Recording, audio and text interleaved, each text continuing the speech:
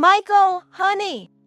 From a childbirth video found in my husband's room, I heard a voice calling a name. Please, hold my hand, hold it. You can do it, Emily. What? That voice. My husband? What is this? Michael, is it him? Susan! I didn't even realize my mother-in-law, Susan, was right behind me. May, put this DVD back where you found it for now. We need to look into this. My name is May Irwin.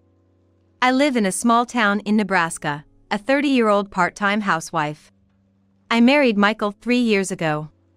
I came to this well-known large house in the area. My parents-in-law, who lost their parents early, are kind to me as if they were my own parents. I'm still working, but I plan to quit once I have a child and focus on parenting for a while. But, having a child has been difficult. I have an idea why. However, even to bring up that reason, the timing has been tough for us. Still, I shouldn't rely too much on the kindness of my parents-in-law, so I did what I could to try to conceive. Checking with the gynecologist to see if there's anything wrong with me, understanding my fertile days, and then approaching Michael for intimate times in a way he wouldn't dislike. But after all, that's only what I can do. After all, having a child requires cooperation from both spouses. But Michael, he's either always home late or often on business trips. Given his job, I understand. I work too, after all. But as the days go on, my nights become restless. Going to bed with anxious thoughts and often watching the outside get brighter without being able to sleep. No matter how tired I am from work or household chores, thoughts about having a child occupy my mind, preventing me from falling asleep. I managed during the day. Or so I thought. One day, as I stood up when called by my boss, everything went dark and I fainted. When I came to, I was in a hospital bed. My head and arms were throbbing with pain. Oh May, thank goodness! You woke up! Susan. You suddenly collapsed at work. Don't try to get up yet. You've hit your head. I did indeed feel something like gauze on my head. I must have bled from hitting something when I fell. Probably my arm too. Your boss was worried when you didn't wake up and called an ambulance.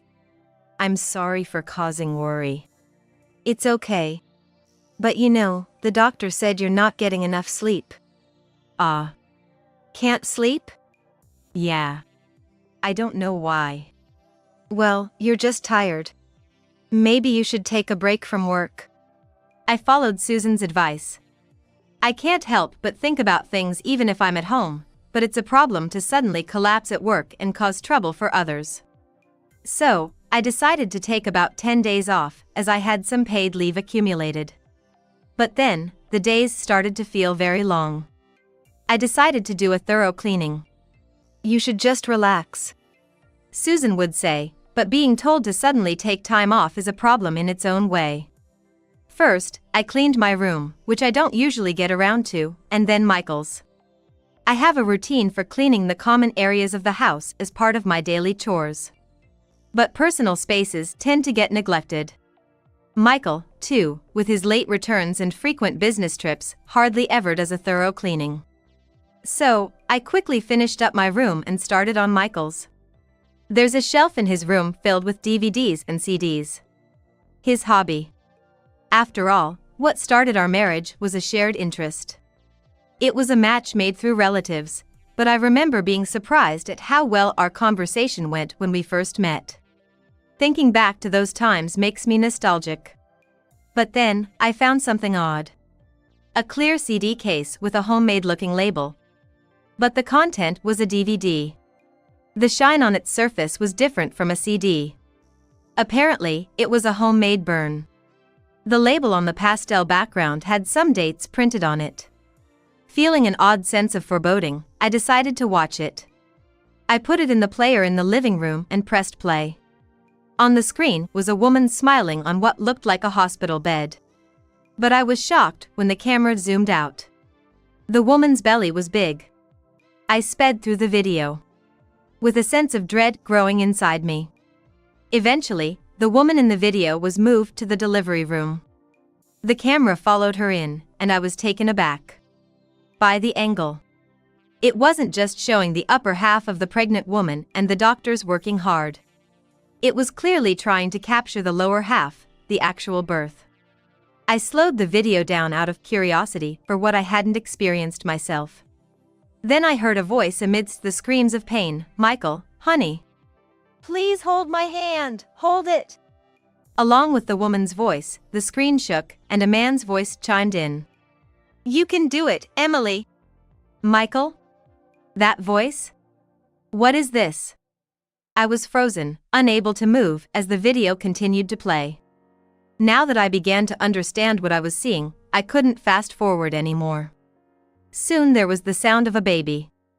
Voices of joy from a man and a woman followed, and the camera seemed to pass to someone else, showing the couple lovingly looking at the child.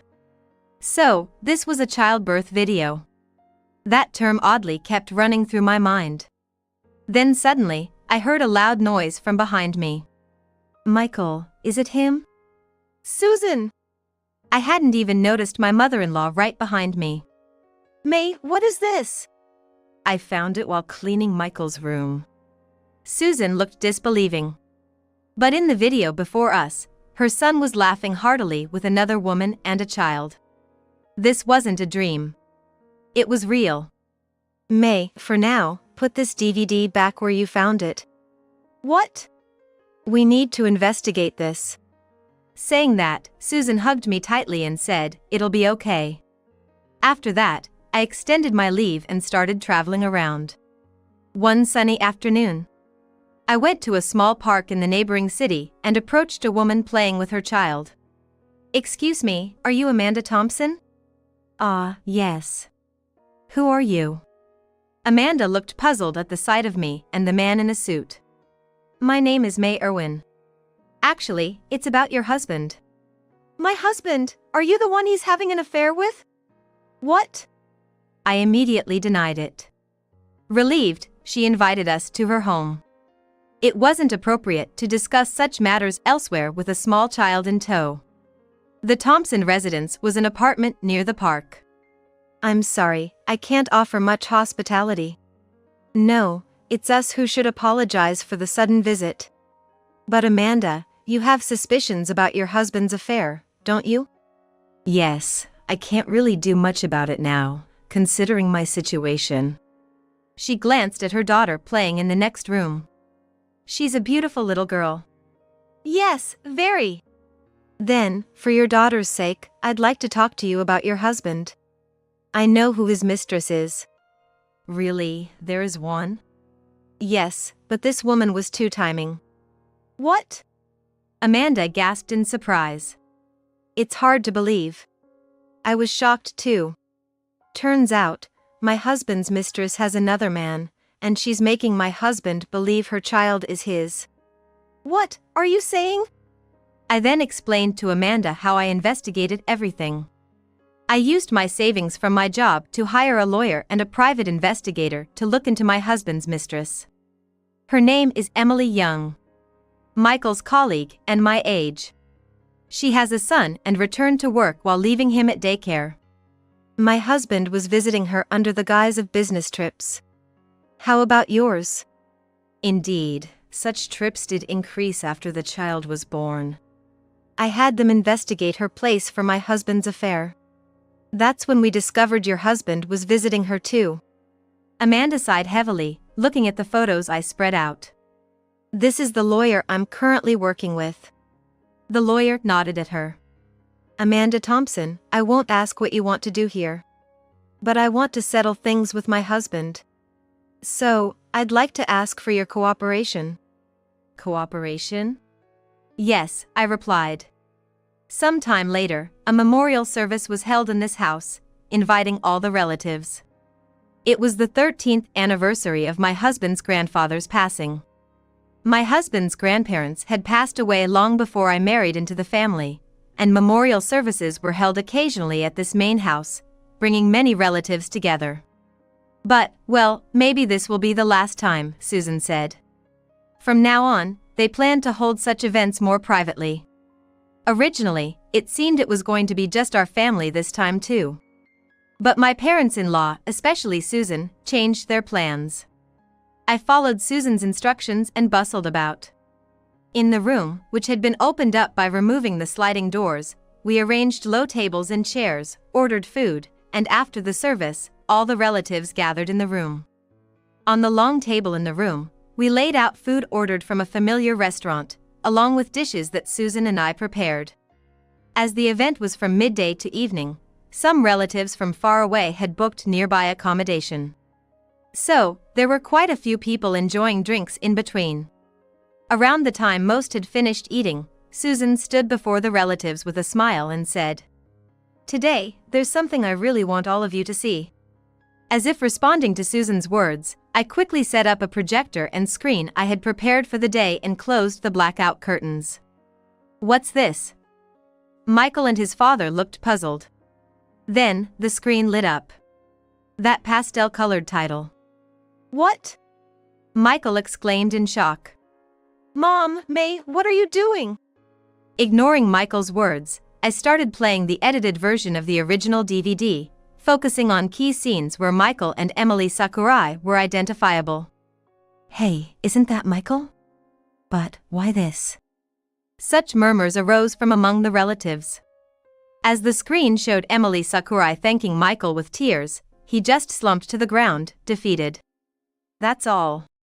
I apologize for showing something unpleasant, but this is vital for the announcement about our family's future that I'm about to make. I wanted to share it with everyone." Susan's voice was firm. Understanding the situation quickly from Michael's reaction and Susan's words, his father asked, "So, is this child his?" "No, it's not," I responded.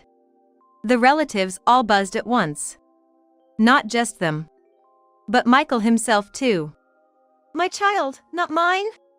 What do you mean, May?" At that moment, the sliding doors of the room, now a banquet hall, were opened. All eyes turned there. "It's his child." Yes, it was Amanda who walked in. Behind Amanda, several men and women could be seen. The room, now darkened after the screening, was lit again. But the next room was dark, and it was unclear who was there. "And you are?" Michael's father calmly asked Amanda. "I'm sorry for the sudden intrusion. I'm Amanda Thompson. And this Mrs. Thompson is..." "Actually, my husband, Nick Thompson, confessed to fathering a child with Emily Young here, pretending to be Michael Irwin." With that, she and the lawyer she brought with her exposed the two. Michael suddenly stood up and lunged at Emily Young. "What's this about, you?" Emily Young looked disgusted and turned away silently. "There's nothing more to it, Michael." Michael's father pulled him away from Emily. "It seems you planned this." "Sorry, dear, you tend to be a bit loose-lipped and you're too soft on Michael." "That's not true." "Well, let us handle this." "Right, Susan and May, go ahead." Then Michael's father moved towards his wife. Michael tried to stand up, but his father's stern command, "You stay right there," kept him seated. Then, as if on trial, Michael's father seated Emily Young and Nick Thompson in the cleared space. I adjusted the lighting and operated the projector again. This time, edited evidence photos flashed on the screen.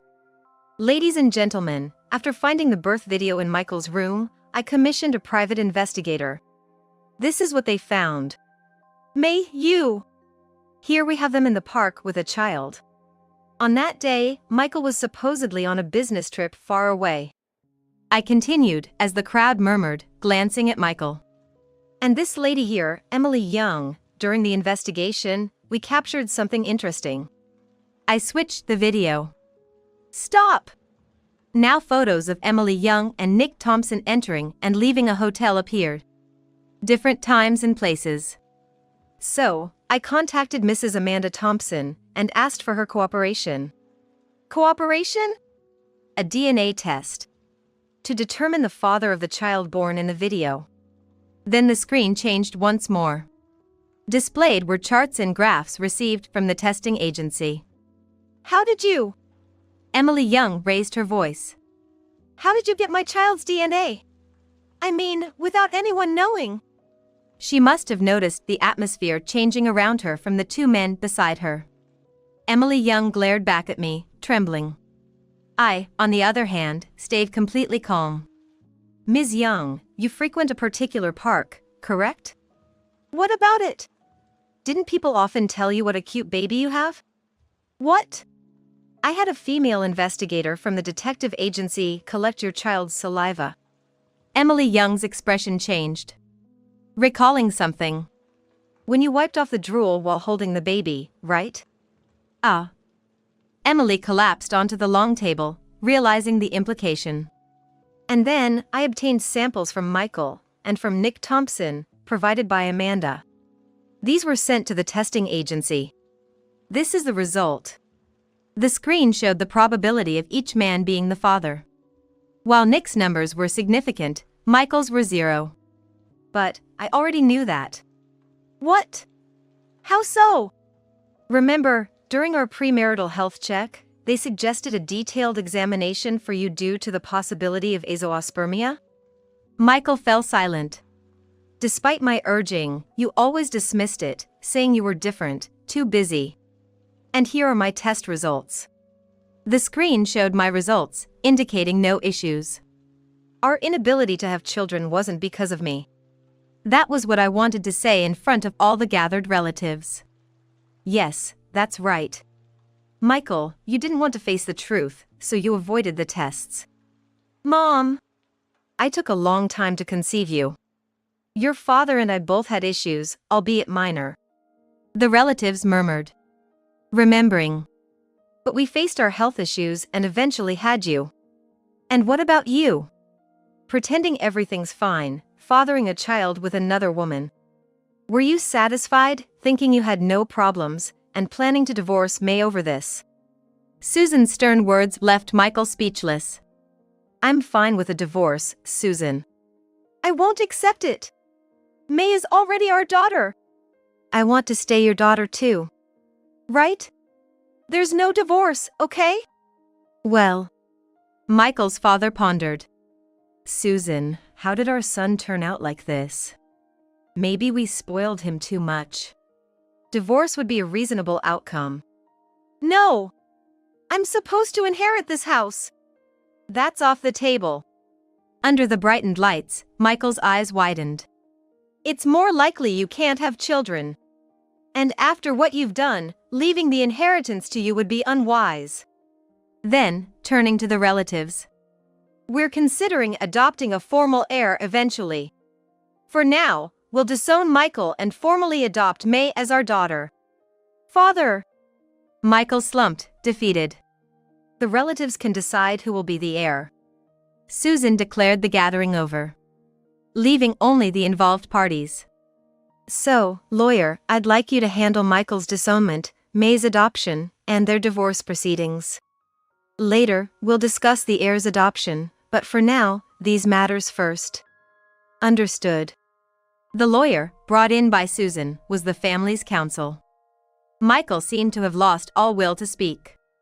And for Amanda's divorce case, I'll refer it to a trusted colleague. Rest assured. Thank you. Divorce? Nick reacted, shocked. What can you do alone?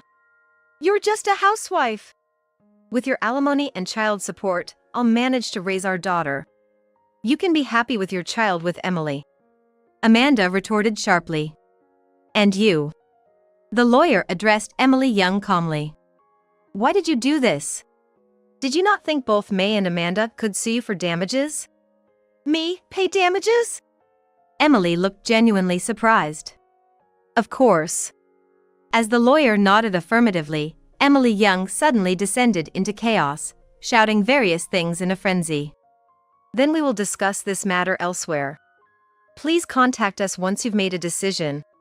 The lawyer said, taking Emily Young and Nick Thompson away.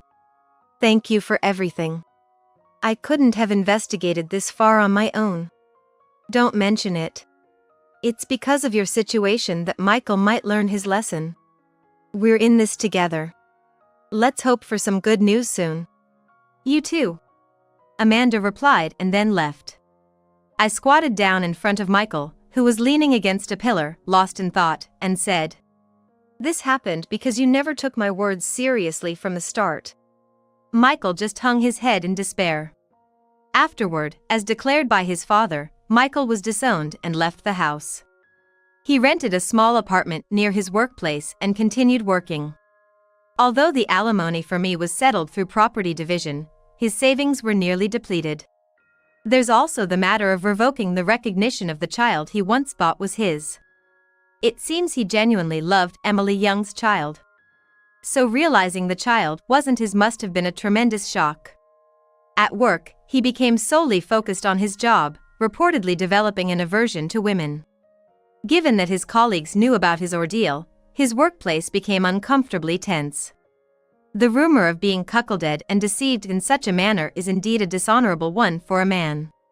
Though the financial impact was less than the other two involved, the emotional toll must be immense. If he quits his job, his father's decision to disown him will likely remain unchanged. In a way, this might be more difficult than being cast away far off. When Michael decided to rent the room, I sent all the CDs and DVDs from his old room, not bothering to include a rack for them. I could easily picture those items remaining in their cardboard boxes or scattered all over the floor, creating a mess. On top of the cardboard boxes, I included the birth video. As a subtle form of revenge. Meanwhile, Emily Young is confronting Nick Thompson, demanding he take responsibility and pay child support. Nick, already obligated to pay alimony and child support to Amanda, refuses to pay for a child he never recognized. For Emily, she faces the challenge of paying damages to both Amanda and me while raising her child alone. Her predicament has become known at her workplace, making her situation incredibly uncomfortable. Her attempts to extract money from the men involved might be seen as either resilience or desperation. "Hello, I'm coming in." "Welcome." Since then, Amanda moved from her previous apartment to a smaller one suitable for a single mother. She found a new job and leaves her child at daycare on workdays. On weekends, she sometimes visits our house. Oh, what a cutie. Come here. Now my true parents, Susan and her husband, adore her child. Amanda could have returned to her parents' home out of state, but she chose to stay here due to difficulties in finding work and childcare there. Is it too much of a luxury? Not at all. Please, have some tea. In the large garden's shade, Amanda relishes these rare moments of relaxation. For me, dealing with workplace gossip is challenging, so spending time with someone who understands my situation is a relief. There might be future complications with the relatives deciding on an adoptive heir, but for now, peaceful days seem to continue.